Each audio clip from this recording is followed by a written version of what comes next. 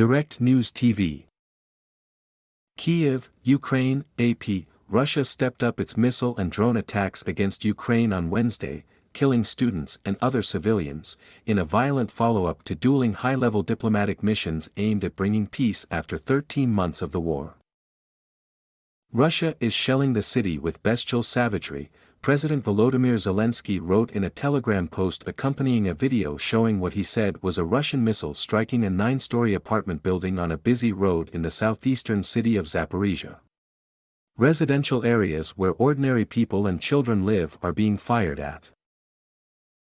At least one person was killed in the attack shown in the Zaporizhia video, apparently recorded by closed-circuit TV cameras.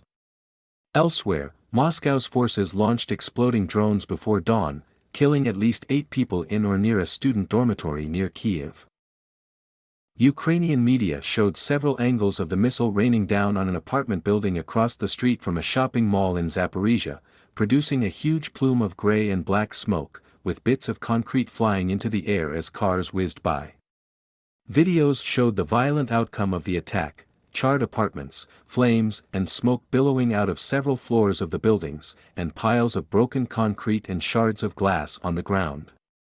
2 children were among the wounded, said Zaporizhia City Council Secretary Anatoly Kurdiv, adding that 25 people needed hospital treatment, with 3 in critical condition.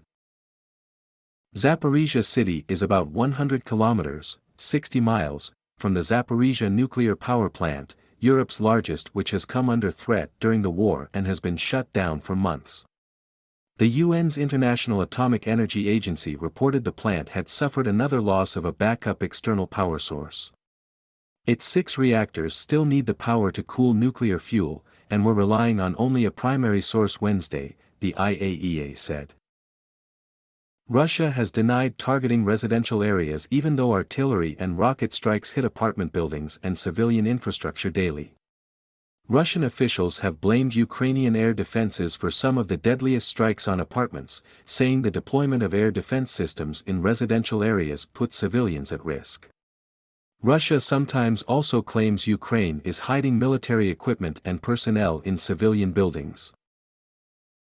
The war, which Russia started on February 24, 2022, has evolved in 2 main directions: a front line mainly in eastern Ukraine, centered around the city of Bakhmut, and periodic Russian missile and drone strikes nationwide.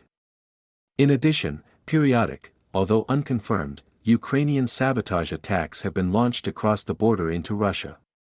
The frontline fighting largely stalemated over the winter, with expectations of major offensives by both sides expected in more favorable spring weather. Earlier Wednesday, a drone attack damaged a high school and 2 dormitories in the city of Rozhchev, south of the Ukrainian capital, officials said. It wasn't clear how many people were in the dormitories at the time. The body of a 40-year-old man was among those pulled from the rubble on one floor, according to Regional Police Chief Andriy Nebitov, adding that more than 20 people were hospitalized. The video showed what appeared to be a bloodied sneaker and a green ball on the ground near a damaged building, whose top floor was ripped off at a corner. The attacks occurred as dueling diplomatic missions were winding down. Japanese Prime Minister Fumio Kishida left Kyiv after meeting Zelensky to support Ukraine. Chinese leader Xi Jinping left Moscow after meeting with Russian President Vladimir Putin about Beijing's peace proposal, which the West has rejected as a non-starter. No progress toward peace was reported. U.S. National Security Council spokesperson Adrian Watson noted the violent turn of events. Just one day after Russia called for peace, Russia is attacking Ukrainian homes as part of its brutal war, she said in Washington. What Russia is doing is horrific, and we are committed to continuing to help Ukraine defend itself against this Russian aggression. The drone barrage and other Russian attacks on civilian infrastructure also drew a scathing response from Zelensky. Over 20 Iranian murderous drones, plus missiles, numerous shelling occasions, and that's just in one last night of Russian terror, he tweeted in English. Every time someone tries to hear the word peace in Moscow, another order is given there for such criminal strikes. Zaporizhia's regional administration said 2 missiles struck the apartment block, saying Russia's goal is to scare the civilian population of the city of thousands. "It's hell in Zaporizhia," Ukrainian lawmaker Oleksiy Goncharenko wrote on Telegram, adding, "There aren't any military facilities nearby."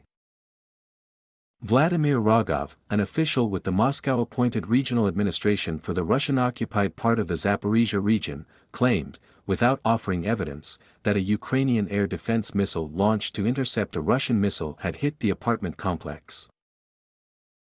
In other attacks, Ukrainian air defenses downed 16 of the 21 drones that Russia launched, the Ukraine General Staff said. 8 were shot down near the capital, according to the city's military administration. Other drones struck west-central Khmelnytsky province.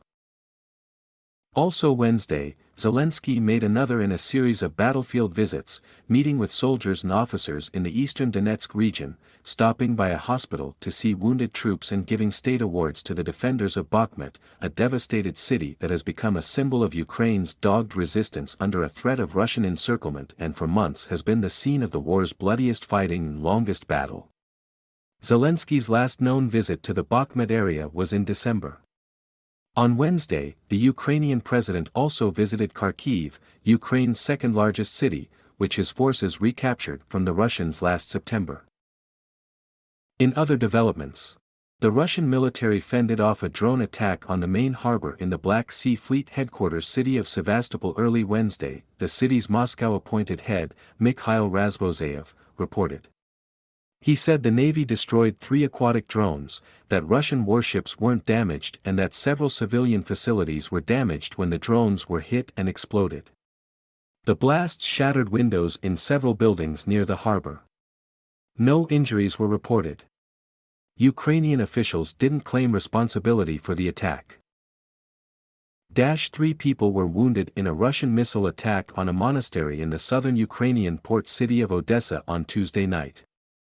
According to Ukrainian presidential office head Andriy Yermak, 2 of 4 missiles were shot down. Dmitry Medvedev, deputy head of Russia's Security Council that Putin chairs, responded when asked on his messaging app channel whether the threat of a nuclear conflict has eased. "No, it hasn't decreased, it has grown. Every day when they provide Ukraine with foreign weapons brings the nuclear apocalypse closer." Ukraine's finance ministry agreed with the International Monetary Fund on a $15.6 billion loan package aimed at shoring up the country's economy, which the invasion has crippled. Ukrainian officials hope the IMF deal will encourage their allies to provide financial support, too. U.S. Treasury Secretary Janet Yellen told a House of Representatives committee in Washington that her agency has implemented more than 2,500 Russia-related sanctions and degraded the Kremlin's ability to replace more than 9,000 pieces of heavy military equipment that it has lost on the battlefield. My name is Kingsley.